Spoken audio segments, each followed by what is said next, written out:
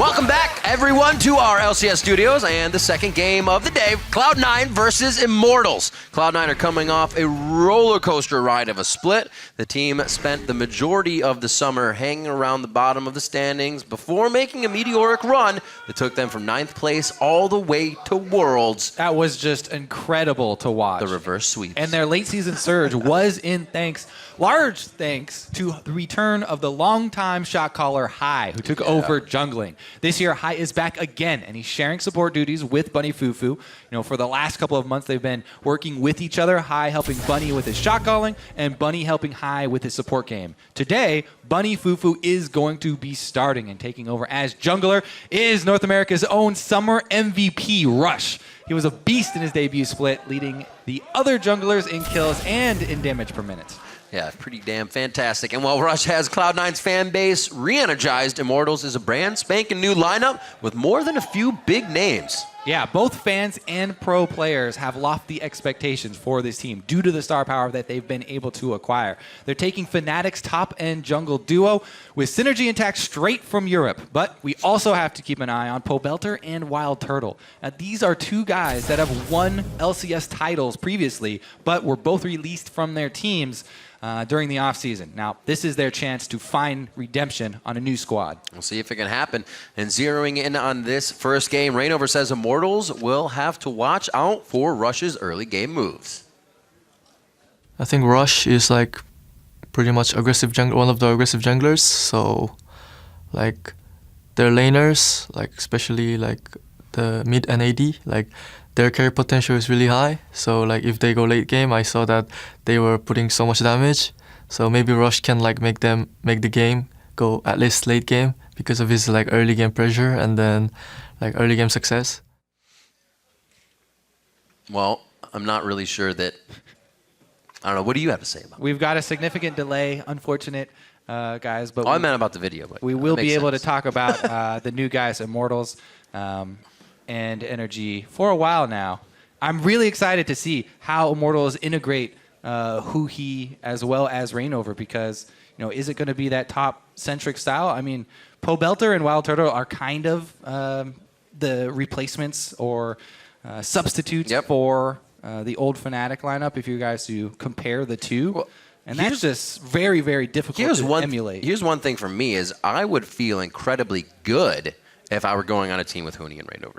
Just in general. It's like a side of the map you don't have to worry about. You're looking for some dynamic queue later today with Huni and Rave over? I think that would pay off pretty well. And that's what these guys get, right? Pobelter can maybe, you know, show himself this year. He kind of played what CLG wanted him to play, and Pobelter can kind of show from the mid lane and do whatever he can, knowing top lane and jungle have a huge synergy. Maybe that synergy can also spread down to mid, and these guys have a lot to work with.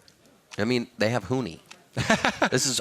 We just turned around before this started, and I was like, they have Huni and Rainover. They're really right there. We have these guys from EU. They made plays. They're stars of EU. Now they're going to be stars of NA, hopefully, as they try on this new team. And that's one of the harder parts as well, having that confidence of a new team. Everybody's confidence between each other when the teleports come in, and then it just goes to the mechanics in the macro game. So they have a lot ahead of them, and we'll see what that kind of path looks like here in this first game. And, you know, there's a lot of focus on Immortals because they are the new team, and they put together all these guys. But Cloud9 made one of my favorite swaps of the off-season, brought Rush back to North America. I was scared he wasn't going to return, but adding that guy to any game just makes it exciting because of how aggressively Rush plays. Plus, you know, with this new season, you know, with green wards even being removed, Rush was never really one to buy a lot of sight wards. What are these things? He's gonna be right at home directly. Playing his aggressive junglers like the Graves and Kindred. I'm very curious to see which ones he's picked up because he's been so specifically Lee Sin and Nidalee. I want to see if he has branched out. He said that was one of his goals for this season, was to branch out, diversify his champion pool so that he can keep the other team guessing and obviously have a bigger impact in champion select. I hope that they force him to bring out something else today because there are so many cool things about especially AD junglers. So the one thing I feel about Rush is the fact that he kind of has these two planes he goes on. And one is he can do whatever the team wants, and one is he's doing whatever he wants. But that always fits with what the team is doing like at the same time. So it's such a dynamic jungler to have when you have so many variables you can work with, whether, hey, I'm taking this lane, you guys go top, and then you know that 5 minutes later, Rush will be doing what you need him to do. He's definitely going to prove useful for Cloud9. But right now, we do have a technical issue that we're working out on stage. So for now, we're going to set it over to the guys on the analyst desk. Thank you, Riv. That's right. Jensen is having some issues with runes and masteries. They were lost in the ether, and those are useful in a game of League of Legends. So we're going to give him some time to replenish those pages. But that gives us a moment then to talk about, or rather set our expectations for this game. You know, the first big thing, let's touch on Immortals, because this is kind of the unknown team. They're known players, unknown team, right? And I think a lot of people do have lofty expectations for this roster coming into the season. Yes. Within the teams in the North American LCS, there are very, very high expectations for Immortals. Many people either put Immortals at 1 as far as who is the strongest team in the NA LCS, or at 2 because they're putting their own team at number 1. So I think overall, most teams actually rank these guys number 1. Yeah, I think every team that I've talked to, or every person I've talked to, says Immortals is number 1 when it comes to, I guess, people in the scene. Because I've talked to people who don't put them number 1. But Immortals, they have a lot of expectations on them, though, because they have the Huni Reignover combo. Just coming over here, you imagine that's instant synergy. Pairing that with other people who just won the North American LCS and somebody who has won the North American LCS before, like, this looks like a roster that has a lot of stars on it. It's just, how do they come together? But apparently, due to what I've heard, they're doing it very well. Doing it very well. But I think herein lies the question is, they seem to be together well, but we have yet to see them play. Will they adopt the Fnatic play style that is centered around that jungle top synergy while they still have players like Pobelter and Wild Turtle on the team? Therein lies the question. What identity will this team take, and who will be doing the majority of the shot calling for them? Because we know in Fnatic, Huni and Reignover could control a fair portion of the early game, and then it was a team-based calling later, with Yellowstar taking the brunt of the middle of the game maneuvering. You add that to the fact that Pobelter has the experience on COG, who had very good team play, and I don't think Wild Turtle will be a huge strategic mind. Plus, we also don't know what Adrian will be doing now that he has a team that all speaks the same language. Yeah, and Adrian's a guy that he had an upward trend near the end of the season. Actually, he was performing underneath the radar on TIP all last year. I think he was somebody who needed a little bit more spotlight on him. And from what I've been seeing outside, he's been improving his vocalization in the game and controlling the lane. Every time I see him duoing with an AD carry, whether it's on stream or whether it's in person, he's always talking so much and giving them, like, this is my intent, this is what I want to do. So I think with that alongside Wild Turtle, he can start directing that cannon in certain directions. He's also a dirty Soraka picker, but yes, we'll let that slide for now. I do want to hop to the other side of the rift, Cloud9. We talked about how last season, High coming back in kind of rejuvenated the team. They rose up to, they got themselves out of relegation into Worlds of all places. However, he's not starting here. We've got Bunny and Rush, and I think there's going to be a lot of questions around, one, the shot calling there, but the communication in the team with Rush's aggressive early game jungling and how that'll transition into the mid and late game. Yeah, and the thing for me is Jensen and Rush as a combination, how is that going to work out? Because Jensen started having a great end to his season where he looked like a top 3 mid laner in North America. Because Hyde knew what he wanted as a former mid laner, he kept coming to Jensen's lane and doing what he would want done for him, whether it's poking the person out, holding the wave, etc. I think that this is a combo where Rush might actually be a little more selfish than High, a lot more selfish in his play style, that it may actually put Jensen back a little bit in terms of where we put him in the rankings. Yeah, anytime you have an MVP joining a team, it's usually good. They'll probably work out the synergy, just don't know if he'll be there right away. All right, well, the teams are ready to head into Champ Select, so let's send it back to our casters. Take it away. Thank you very much, Dash and gentlemen. Let's check out the starting lineups and get right into it. On the blue side, it's going to be Cloud9. That's Balls in the top lane, Rush in the jungle, Jensen in mid, Sneaky at AD carry, Bunny Fufu at support, and Coach Lemon Nation. And on the red side, it's Immortals. Up top is Huni in the jungle, Reignover. Mid Pobelter, AD carry, Wild Turtle, support Adrian, and Coach Dylan. I'm excited. It's game 2. I'm still excited. It's going to last for a while. I'm going to be excited all season long. Yeah. It could be like 72 minutes like the Brazilian league just had. Yeah. I mean, they've been stacking 5 dragons pretty much every single game over there. See if we follow suit here. It could, but on the past one, we were like, oh, these won't be 5 dragon games. This won't happen. We're just going to 5 dragon first game. Well, I feel like any game that Rush is in will be accelerated. So we'll see what kind of pace they do want to set. Rainover said he's a little worried about Rush's aggressive style of jungling. Rainover being very supportive for his lanes and whatnot, but still has his own aggression. We know him still to go hard. We'll see how that fares up against Rush. We talked a little bit about Bunny Fufu kind of taking the reins at support. There have been some kind of big shoes there in Lemonation to fill as well, in the kind of supports they've switched around on. Yeah, every Cloud9 that has been a Cloud9 without High has failed. So That's true. We'll see if they can make it work without him in the starting lineup here. As I said, he's still working with the team, very closely with Bunny Fufu. See how they come out. You have to imagine a guy that can come back and, number one, Jensen had the same faith in him that the whole team had the last time he came back, and that's what helped them get through. And two, they want him so bad and they can keep him because he's so well with the Cloud9 organization that he goes to support because he still provides so much. So we'll see what they can do without him as these bans go down. They've already chosen Alistar and Fiora to the Mr. Kench and Lulu of Immortals here. Their first game on the stage. Still up, Rise still up, Lissandra. Maybe we will get to see some Graves jungle. I'd love it. Saw some few card Poppy, picks. Poppy as well. If somebody's going to be crazy enough to go support Poppy. Noxiac did That's it. the game plan, yeah. All right, so Lissandra and GP. We were thinking that one was going to be on the list. Balls will take Rise right off the bat. We'll Good see if flex that's pick. actually his or, like you said, that flex pick. Yeah, Jensen has been one of the guys who's had the most improvement since he came over to Yep. North America. I second that, Kobe. Definitely excited for his 2016 self. He is or you are? I am. I'm pretty sure he is as well. I would be too. You get to play against a lot of awesome people here as well. We've collected so many high-powered Danish mid laners in North America now. We've got the Triumvirate, Jensen, Froggen, as well as, of course, Bjergsen. Taking their time on the side of Immortals. You see some chat definitely coming in from Rainover. Looks like he'll be picking for himself and Turtle. So they don't show too much. They do take the 80 carry. That's going to be Lucian as well.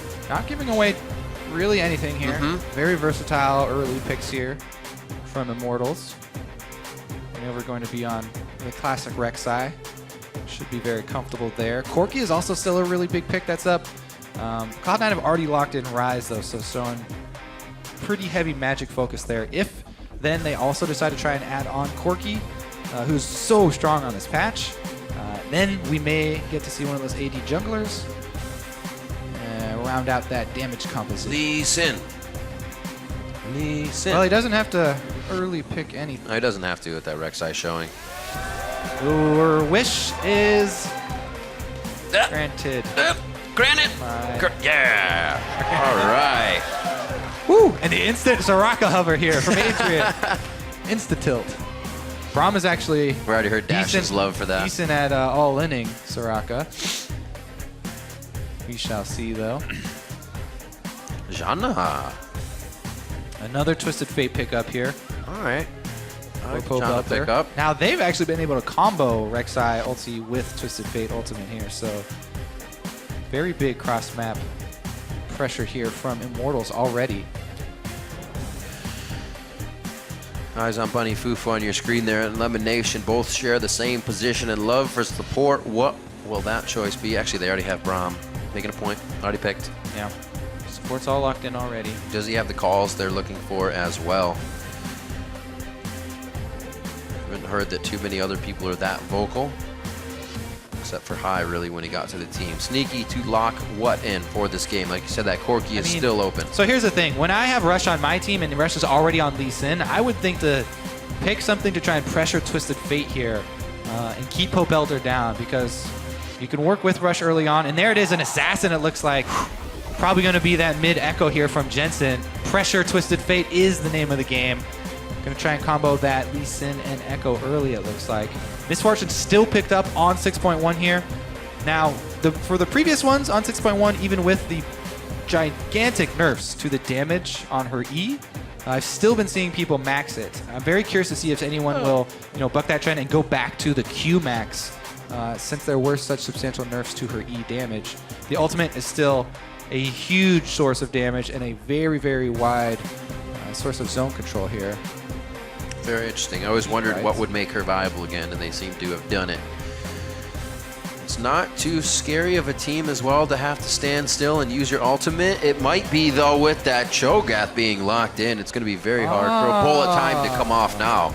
Interesting little adaptation here. As you see, so Cloud9, they locked in with the Braum in the round before locking in MF so that they were sure that a Braum Unbreakable will not counter the MF ultimate.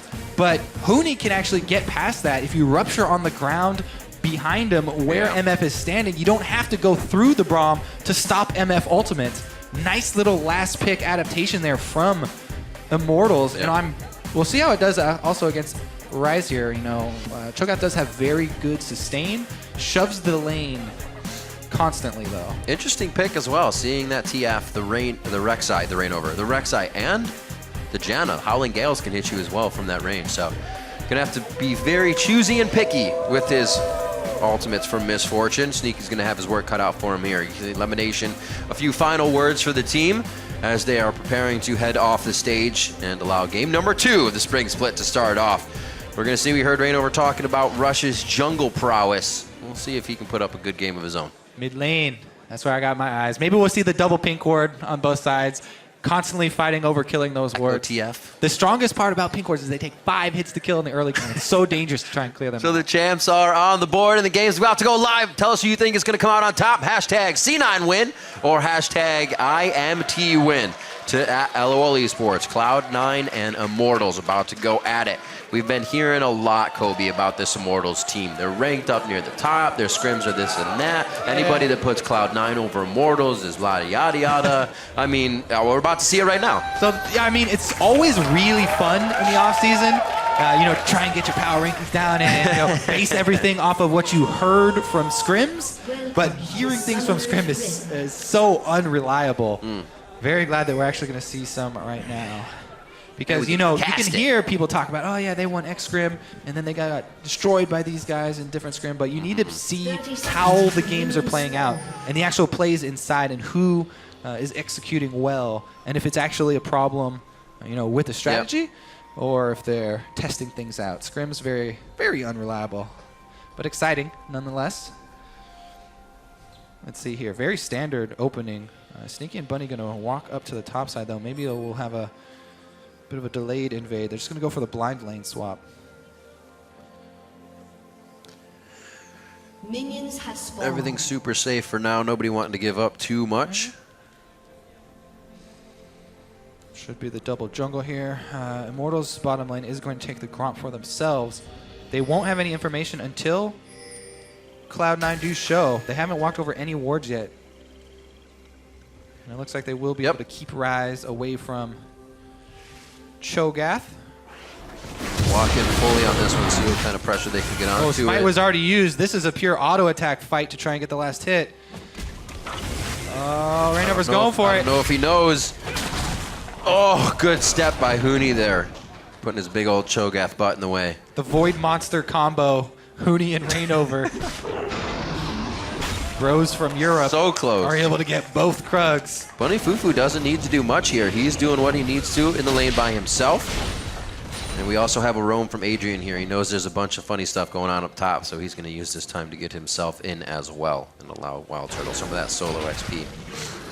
Let's see how they move Huni down to the bottom lane here. Not going to leave him double jungling, soaking up the small amounts of extra experience. Meanwhile, a few pings there in the jungle. Cloud9 are going to try and push it down quickly. Same thing in the bot lane here. Looks like they're trying to get a mirror going on, but it is going to be an invade coming in. We'll see if it's going to be the same from Rush. He should know to do it.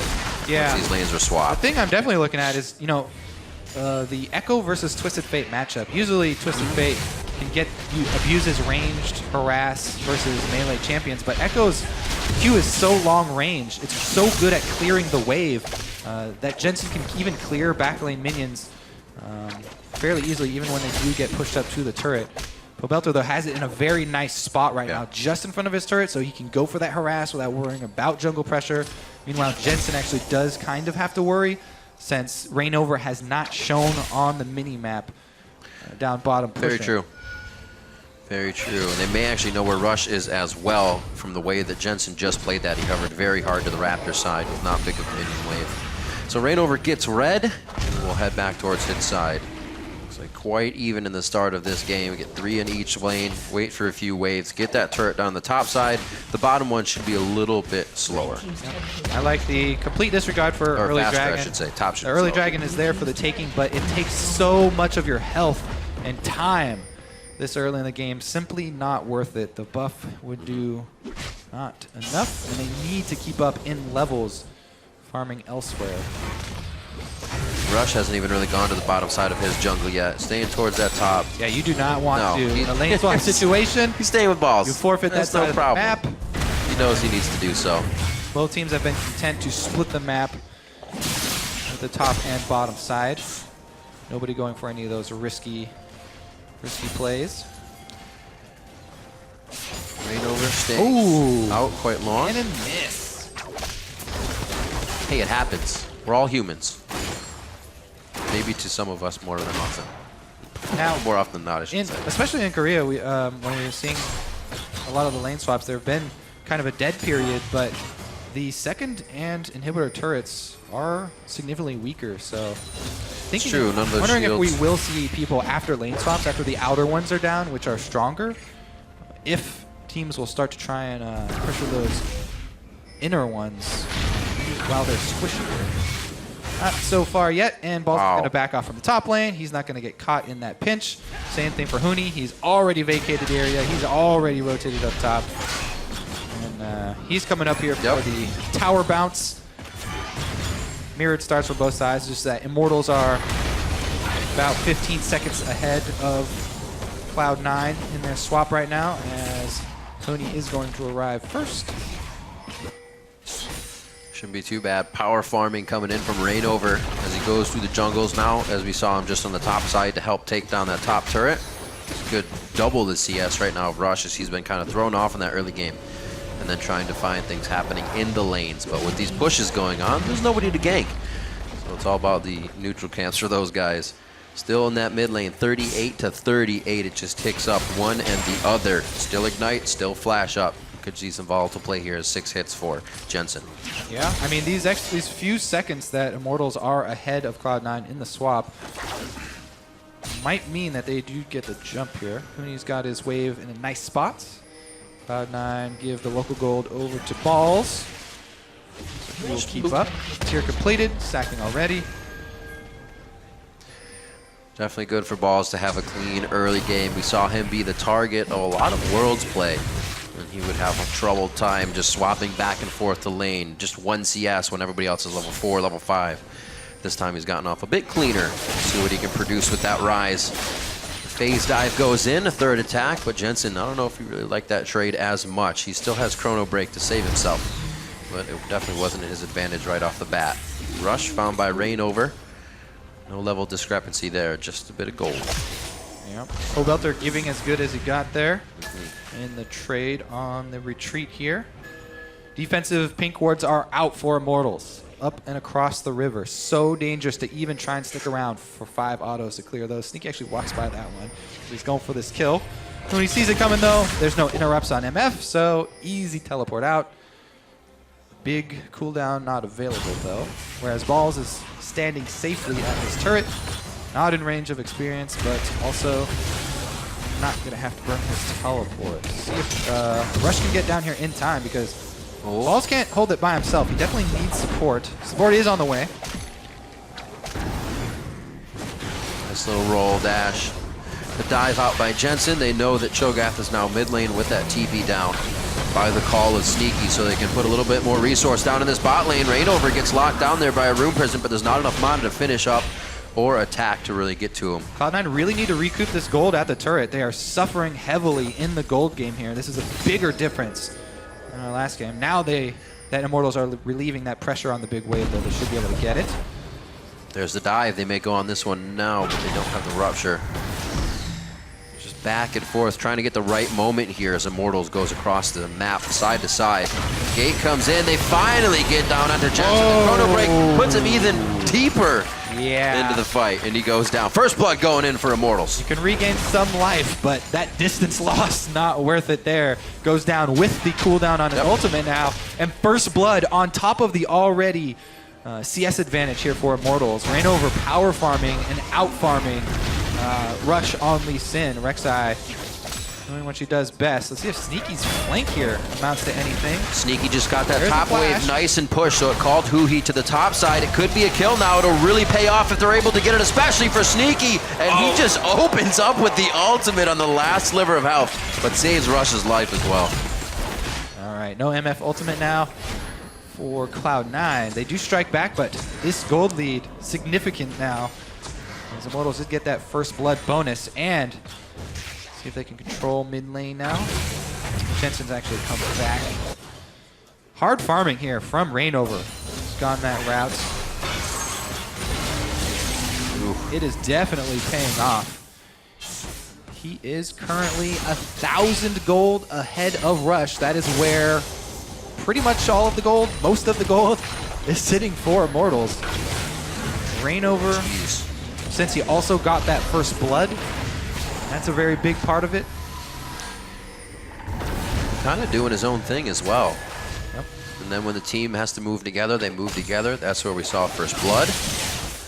And then back to their own thing. Lane swap CS also going in their favor, so in the opening, very calm, but Immortals favored. Oh yeah, Kobe? Well, it doesn't say that. Close vote. It is close still. See that first ultimate from Pobelter here. I mean the second, of course. They just used the first one on Jensen. Two more plays coming from the hands of him. Looks like it's going to be a stacking game, as Rod of Ages is the choice of purchase for both Pobelter and Huni here. This is that dead zone that we were talking about in the lane swaps. Seeing so much in Korea after the lane swaps. Trying to control the waves, not venture too deep in the enemy territory. You know, the vision, it's so easy to keep up defensive vision, while offensive vision is made much more risky. Both junglers, once again, every single game in North America so far, got the trackers. Yeah, that's true. That's a good point. 2 last game, 2 this game as well. A Cinderhawk and a Warrior for Rush. Loves doing his damage. See where they decide to bring their damage. Another thing I like to look at this Immortal teams is Pobelter and Turtle have always been on teams where they have these teammates that shadow them. Or overshadow them, I should say, not shadow them. But you have Darshan, you had Double Lift on CLG with Pobelter, while Turtle was there with Bjergsen. Now these guys might have a time to shine. That is if Rainover doesn't keep taking everything. I mean, But it's a chance. Yeah, Turtle's doing really well for himself. Ahead in farm, plus has the wave in a very cushy spot. Right. Meanwhile, Cloud9 are trying to funnel money into balls. He's doing the same thing here, holding it right in front of the turret. Big difference there, obviously, is the top laner does have teleport. Could join if something does break out in the mid lane. Right. Again, defensive pinks doing everything, and everybody concentrating on farming the waves. Actually, both teams here, since Pobelter is waiting for his Rod of Ages stack up, while Balls is waiting for his tier. Bleeding Rod. Yep. Something else we've been seeing since they've been changed is Swifties. Sneaky just picked himself up a pair on Misfortune. Just so efficient. They are very nice. MF is heavily caster based. Don't miss out much on the loss of attack speed from the by Zerker not Greaves. going Zerker Greaves. So wants to get in position, pop off the E ultimate combo, and then run away from whoever's diving him. Yep. Cloud9 were able to sneak that dragon while the waves are pushed up. That's basically the main thing in this mid game to keep your eyes on. People are just soft shoving waves, try and push them away from their side, and then everyone gets way too hesitant since the defensive lines of vision are up with the pink wards, to go too far. And they took that opportunity, snagged the dragon. It'll be a small benefit. Maybe it will bloom into a larger benefit, as we've seen if the game does go. Oh, where you headed, Rainover? Looks like he goes towards the top side here. Number two. Could be a womp for Balls on this one. There's the rupture. So much follow-up crowd control. I think Rainover already used a tunnel, and he actually pulls down as well to make sure nobody else is coming. Get the wave pushed. Just all around great play by Immortal. Yeah, and all that they have to give up is mid lane wave, and the wave even gets soaked up as Turtle goes over. Rush actually picking a fight with his top laner down. It's like the one guy standing in the forest that you find, and he just starts fighting you. Looked like he lagged out for a second, but he was just poised, waiting for the battle.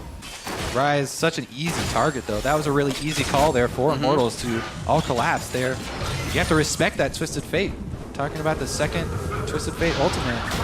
Very easy, and the Cho'Gath combo, as we talked about, very easy to land on Rise as well.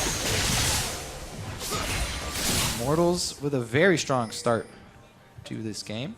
Maybe this is what everybody was kind of talking about. Take control of the game very early in small steps here and there. Catch you when you're not really expecting it. Put yourself in the lead. 2K gold lead so far. That is on Rainover and Pobelter. A few assists across the rest of the board, so everybody's got participation in this one. Does not suck for Immortals so far going into this one. Cloud9, a lot of room to work with here still. I think Rush was thrown off his early game just a little bit, and we actually haven't seen him be able to make too many plays. Yeah, lane swapping against Rush, one of the strongest early strategies that we saw last season. Yeah. Versus him. Try and take away some of the early pressure. Hasn't been able to get much done. Rainover happy to farm up here on the Rex side. Cinderhulk start playing dividends. Here goes the stun on Huni though. C9 closing very late. Braum and MF are far away on this one. Sneaky and Adrian have a way to run. They already took down Huni though, looking pretty good. Balls comes in with the ultimate on, and they try to focus back onto him. Oh. Here's the ultimate from Sneaky, but it just hits the uprights perfectly, and nobody takes any damage. It's going to be Wild Turtle finally going down as it just becomes a mess and a chaotic There's a couple fight. of Rush plays for you. Let's see what Cloud9 can get off of the back, because they need to make up some of this gold here. Her turret gold would go a long way for them. Jensen getting the gold card out, but it doesn't really stop any of the aggression that Immortals is going to put out. The rest of the team wants to pull back. Low mana, low health, Yeah, but an aggressive fight in the mid lane there. Pobelter and Adrian up, so Janna to shield the turret, and TF the wave clear means they're not able to get anything off of it. All right, so Jensen goes in for the stun. Rush goes back to try and put the insect on Huni. And then there's minions in the way, so he couldn't throw his Q earlier. There you Doesn't go. get it that time. The Monsoon actually knocked him to the side just out of the culling. Balls comes in with a huge explosion of damage, plus Sneaky edge for bullet time. And the heal. Gonna save Rush. See where these went. Picking up a few kills. We just saw it, but once it pans out, 2 kills for Sneaky. Essence Reaver already finished. It's very nice for him. He'll start putting out a lot more damage as well. We saw what happened with Balls there once he got in unnoticed for a second. It was just wiping out Immortal. So a little bit better positioning by them. They'll be better off in the fights, but Cloud9 may have found some of their openings during those turret pushes. Yeah, the main thing is that a lot of this money for Immortals, the gold lead that they have, is in secure gold. It's in all this minion farm and the first blood bonus, which doesn't leave a big opening for Cloud9 to get back. You know, other gold sources like a bunch of kill streaks, Cloud9 can turn it around quickly, or a bunch of turrets down. Cloud9 can strike back and try and take turrets after a team fight. But here we go. This is when they don't have a turret to fight under, and I may have been eating crow on this one. Immortals goes for another siege on the turret, and this one is going picture perfect. Everybody tanking that needs to be tanking. Huni gets in on that one first to make sure he's that target, and they come up with some nice kills. 5-3 now, and a 5K gold lead. That was just the slow steamroller. Immortals move right over Cloud9 through the turret. They grab it. Extra kills on top, and this lead ballooning very quickly now. Pretty relentless. Once Immortals gets a hold of the game, they just keep going. They're going to clear this ward, clear the blue. Measured play from them. Yeah. It is, though. It's a good way to put it.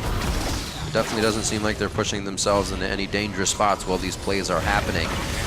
And right now, 4 turrets to 2, 5-3. And we'll see how this happens once again. Very low. It's that C9 still there. Cho'Gath lands the rupture into a full culling on Jensen, so he's out of the fight. Then Bunny Fuku on the front lines, locked down. Another double rupture there from Huni on the Cho'Gath, set up very easily by the gold card. Unfortunate situations. Jensen there was just like dying to press Chrono Break because his shadow went through the entire team, but Cloud9 had already lost 3 members. It would have been much more fortunate if they had a few more seconds on those guys. Huni just rocking that Cho'Gath pick. He is coming up huge. And it was the last one, too. They rounded it out. They let Huni say, what did you want? What do you want to round this team composition out with? And he said, you know what? Give me Cho'Gath. Yeah, he's got great setup. I mean, the only hard part about Cho'Gath is landing those abilities, but a Rek'Sai Flash Unburrow or a gold card from Twisted Fate are great setups. And both result in kills. Here comes another dragon here for Cloud9. Are they going to get caught, though? Oh, they're trying to put their foot down. Oh, juicy. I don't think it's going to work. There's the scream across the team, and that's going to be Bunny Fufu. He is down. Sneaky's down. That's Balls hitting the ground, and it is going to be Dragon going over to Immortals. Fight after fight. They continue to give Cloud9 a hard time. After the back and forth of last game, this is just brutal to watch. Yeah. The slow, methodical play of Immortals here, just crushing Cloud9. Trying to start off the dragon, and that was rough.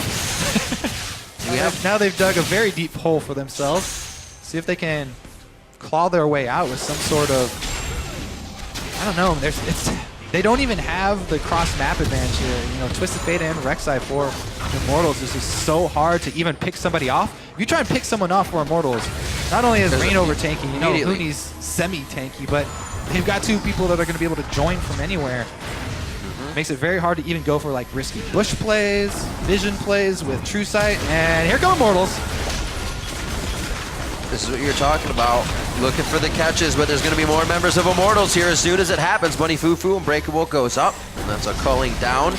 It does not deter them from going for the engage. Wild Turtle gets out of that fight nicely. Rush on the wrong side. Turtle still now. Balls toe-to-toe, and he's forced to flash over the wall. The relentless pursuit from Turtle, and he's the only one on the front line right now. The team says, whoa, we want Baron. Turn around, Turtle. Nice plays on that one. Listens to the team, and they head for the objective. That should be secure for them, unless Boss comes up with a hero play here. So business as usual here for Immortals, it looks like. Talking about the scrims, they were not overrated. I was about to say that. We have a long season to go. A game is a game, and you can show well in a game, but to show well in the start of your LCS split with people who have been on the stage, but an entirely new team and communication, this is pretty impressive. And again, it's not just that they're winning, it's the very clean way in which they're doing it. We'll see if they can keep it up, and we'll see if the closeout factor stays at the same caliber, because some people start to falter at that point. It is so scary now for Cloud9 to go anywhere on the map. 2 Frostwing Flame have been completed. Huni's got one as well. If you get tagged by one of those spooky ghosts, you get a Rupture, you get the rest of this crowd control stacking on you, and Immortals just with a very secure team fight right now, and so many options for picking anyone off. And they can end this game almost any way that they want. And we basically came into this one as soon as we saw the Catalyst to protect. Oh, so close. Jensen squeezes tight, gets out of that one.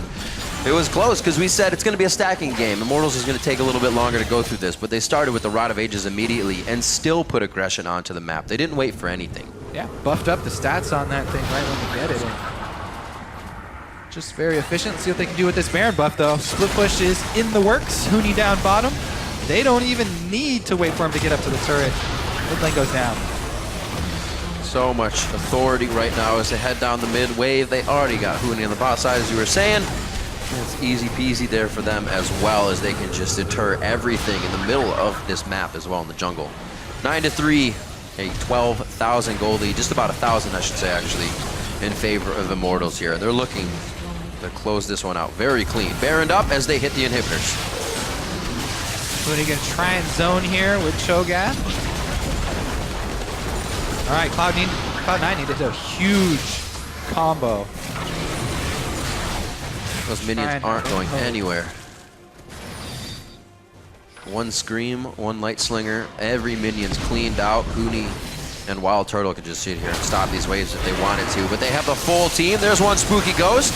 Really trying to deter. They understand that Cloud9 can still put up a pretty tough fight if they dive under this turret. So you can see Immortal still giving that bit of respect. Yeah, it's Cloud9 still struggling with that wave clear too. They have so much magic wave clear. MF having to auto these things down is taking a significant toll on the turret, already down to half HP. And Immortal slowly but surely. All right, is this the one? Whittling it down. They're not even having Cobelter split push. This damage. They can just walk their way in. It's going to follow through to a fight if they stay here. Balls gets some hit down onto Rainover. Hooney very, very low, and he gets taken down by the Sidewinders. It comes back from Jensen. Pole Belter hit up by the Fisher. Oh, but the stop from Howling Gale onto Sneaky's ultimate. Adrian with a huge play. Pole Belter goes down to Jensen, dives in melee range. He goes down himself. Turtle got 3 in the Light Slinger, but he can't get the range. Unbreakable's up. Nothing's going to pass the wall, but Immortals is inside the base. The shot on the stairs of the fountain as Balls is reaching for the health. We are past 20 minutes. They're coming out fast with home guards here. Rush That's true. It's a good point. trying to save. There's the heal. There's the home guards. Immortal get through one of the inhibitors. Not enough HP or damage to get through the rest of the Nexus, but they got lanes to go. More lanes, and they're going to head right for him. 50 seconds on Dragon might be a next objective. Spotlight on Adrian for that last fight. Kept hold of his abilities, waiting for Sneaky to fire off the Misfortune ultimate, and he steps in as soon as it goes. So look at Hooney here, because Jensen just takes him out. Big burst, Sneaky's able to finish the job, and then it looks like Cloud9 are going to be able to take this down, but instant cancel there from Adrian. He actually then also ulties and cancels that early. Maybe could have got a little more healing out of it, but he was able to knock back the damage dealers long enough, and Turtle able to flip the switch. Go aggressive here to finish Balls on the steps of the fountain. Woo! That was a pretty intense fight. I'm surprised Cloud9 stayed for that, actually. They got a few good hits in there, but the stop, that's exactly what Cloud9 needed, was that bunch up for the MF ultimate. And Adrian said, no, thank you. They get clear through the inhibitor on that one. The Baron power play, you can see pretty damn big. 5,100 gold coming up on that. 25 minutes into the game, it looks like another inhibitor in trouble here. That is well over average Baron power plays. Oh yeah, that's like Team Zone 28 to 3,200 maybe? That's huge, you know, around 3K. Yeah. That is. And that's been sort of the story for this entire game. Immortals just rolling over Cloud9.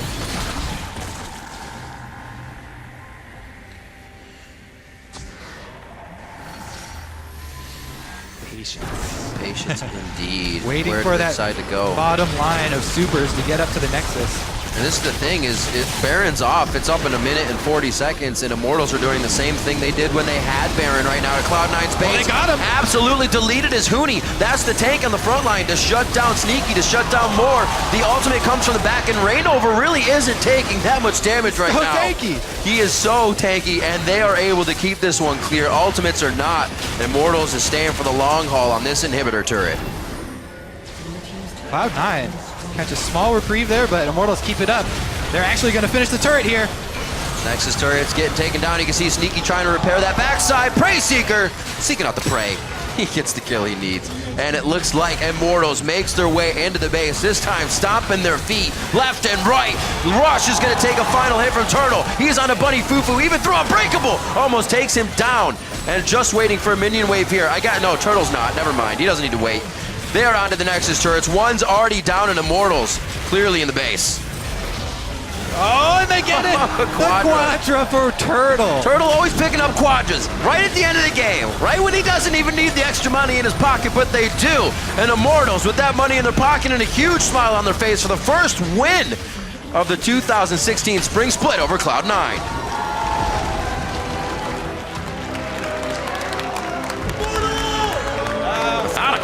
Yeah, both Rainover and Adrian, true Immortals in that game. Neither of them dropping. I like it. That's good. You get a freaking run for his money. But yeah, constant aggression was the name of the game. Say it again. We saw the Rod of Ages. We thought it was going to be a little lackluster, and like you said, that take a break moment. Everything's a little quiet, but they kept the noise going all night long. Great game coming in. Wild Turtle as well, showing 11-1-4. It's the day of 80 carries, I guess, right now. Stixxay had a very light scoreline. Yeah, such a controlled game from Immortals. And Cloud9, they went with the riskier picks. They went with the Lee Sin plus Assassin mid laner. Yep. To pull that off, they really had to get something going early, try and attack a point of weakness, but with the lane swap, they were unable to get things up to speed. And Immortals just played it by the books. Really keeping Rush down, it seemed, in the beginning. They did that a lot to just, I can't think of the word, cripple his early game. Good Lord. It's hard for words today. I like that. I haven't used my brain Did you in do a that long because time. he was playing Lee Sin? No, I didn't, but it worked fantastically. Organic things are the best things, Kobe, when they just happen. And that win just happened for Immortals. Pobelter very happy for the mid lane with a bit of TF play, something we've seen him on in the past. Controlled his lane, didn't let Jensen get out of hand, who, like we said, we were watching that lane because Jensen was on the up and up at the end of last year. Definitely an eye, or a person to keep your eye on, but did not give Pobelter too much trouble. Yeah, Pobelter, controlling side lanes, punishing balls as soon as he pushed up too far. On the rise. Yep. Everybody really just playing their part for this Immortals team. Turtle did the brunt of the damage. He was the workhorse. 27,000 for him. 14 for Pobelter was the next closest. It seems like he's completely shed off the stigma of go in or not go in. He's figured out the middle ground. Turtle he's got. It was easy because they were situations. It was easy because they were ahead. You're So he's super like, ahead. I'm just gonna chase down, gun him. But yeah, definitely good play all around from them. Yeah, you know you're ahead when the Rise flashes away from the 80 carry solo. You're just like, that's not supposed to happen. All right, for an inside story on that match, let's hand it off to Freak. Yes. Hello, I am here with Pobelter, crushing it so far in the new season. Immortals, you guys came together so strongly. What a dominant win. Tell me what it's been like, just sort of bunch of new teammates and this team just coming together so quickly. Well, I don't know what else to say other than, it's really good. Like, everyone's working together really well. Everyone's really experienced on how to play as a team, has a good attitude, and of course, everyone is really good. So far, it's been excellent. Can you contrast any of this with your previous teams? Of course, you're very good on CLG. You had some other teams that had maybe less success. Like, what is it that's made Immortals start so strong so quickly? I guess everyone is willing to compromise for each other and sort of sacrifice for each other. And that's kind of hard to find in a lot of players, I think. Like, giving, like maybe making yourself look worse for a teammate to get extra farm or something like that. But we're all on board with that. And I gotta say, even though this team, sort of the headliners, I feel like would have been Huni and Rainover coming over from Fnatic, right? World Championship semifinalists. Like, you were maybe one of the less noticeable players on CLG. Wild Turtle got like outright flamed on TSM, but you guys are like, I mean, like, Turtle's like going super ham all the time and it's working. Like, you're doing really well for yourself. Like, what is it that's allowed like you as well as the rest of these individual players to like really shine? Well, me, I think I'm just, trying to keep it solid. But in terms of Turtle, I think that he's a guy that really feeds off positive energy from his teammates. And so if his teammates are boosting him up, telling him that, he's a great player, then he'll show that in game.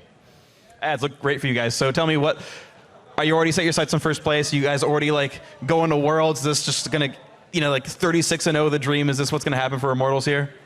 Well, I said I would be happy with at least second place, but then Huni and Reino were like, hell no, we got 18-0 in Europe. We don't even want to lose a game in playoffs this time. So. I mean, it's an easier LCS being an NA. Like, this should be easy for them, right? Yep. All right. All right, Pobelter, help me flaming NA. Thank you very much, man. Congrats on the win. Thank you so much for your time. And we're going to send it over to the analyst desk. Want to know they're on their way to that 18-0 and possibly a perfect record through the playoffs, but let's slow our roll here and maybe analyze this game, which was a commanding victory by Immortals here.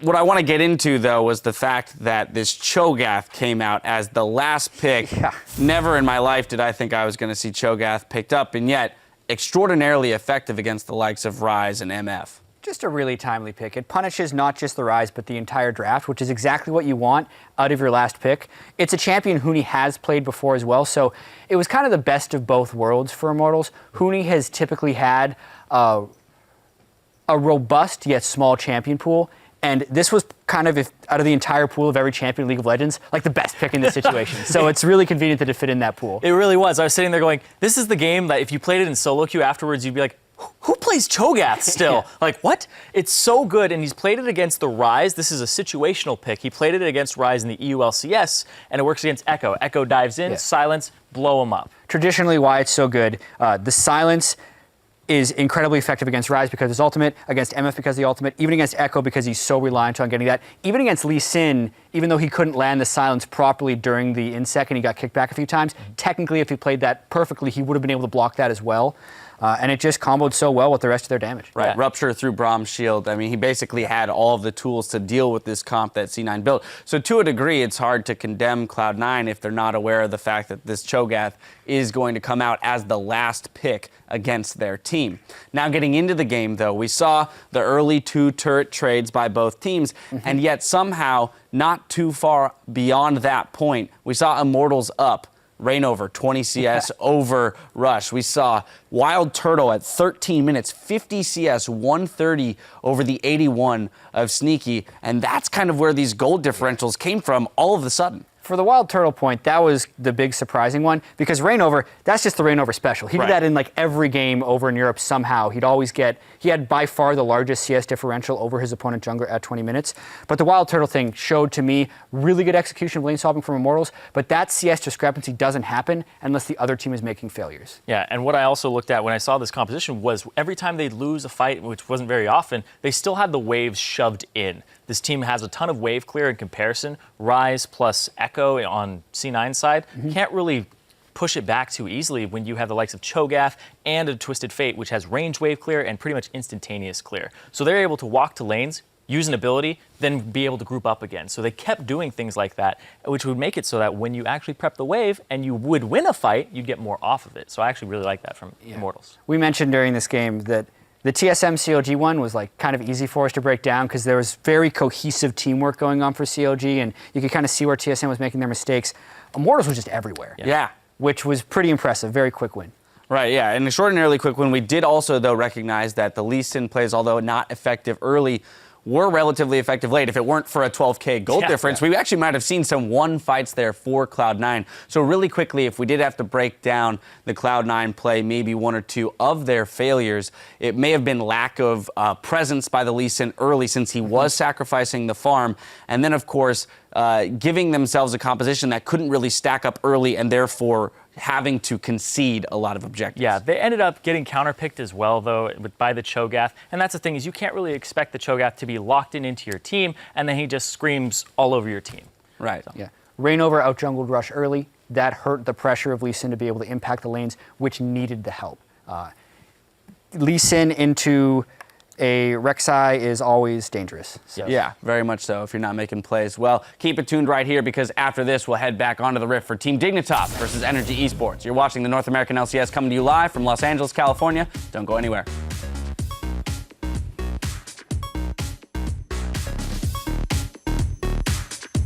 Every game on Gravity, before the game, we would just go like this at the top of our lungs. Sneaky! Why? I don't know. Who made that sound? Bonnie or Sneaky? That wasn't me. Really? Yep. I don't believe it. It must be It was Sneaky. not me. I would never make such a dumbass sound. Here for Cloud9. Are they going to get caught, though? Oh, they're trying to put their foot down. Oh, juicy. I don't think it's gonna work. There's the scream across the team, and that's going to be Buddy Fufu. Zeke and Adrian have a way to run. They already took down Huni, though, looking pretty good. Balls comes in with the ultimate on, and they try to focus back onto him. Oh. Here's the ultimate from Sneaky. Rush. Let's